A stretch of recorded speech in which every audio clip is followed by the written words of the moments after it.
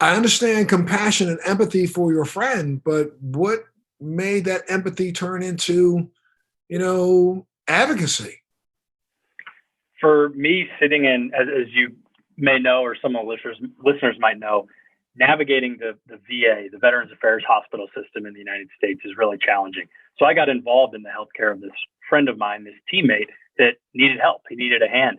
And watching what he went through from a personal level, uh, with respect to PTSD, falling victim to opioids, not being able to focus, which obviously has incredible negative implications for home life and spouse life. It just turned into this self-fulfilling downward spiral.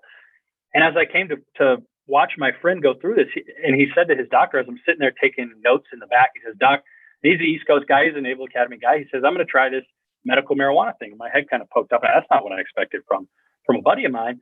And the doctor said, "Well, look, son, at the end of the day, it's not going to kill you, but I have no way to tell you how to use it effectively from a clinical perspective." And this is in California, 2017. And so I'm sitting there watching this, experiencing this, thinking, all right, I've served my country. That was everything in the SEAL team is all about your teammates and looking out for your buddy, and you have their back.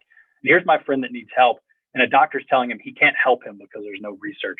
And frankly, that just pissed me off. And I thought, this isn't right. You can get cannabis delivered in San Francisco to your house in 7 minutes through an app called Ease. Jeff Sessions says it's worse than heroin. And meanwhile, this doctor's telling me nobody's researching it. Give me a break. Someone has to do this. That's why I decided to jump right in.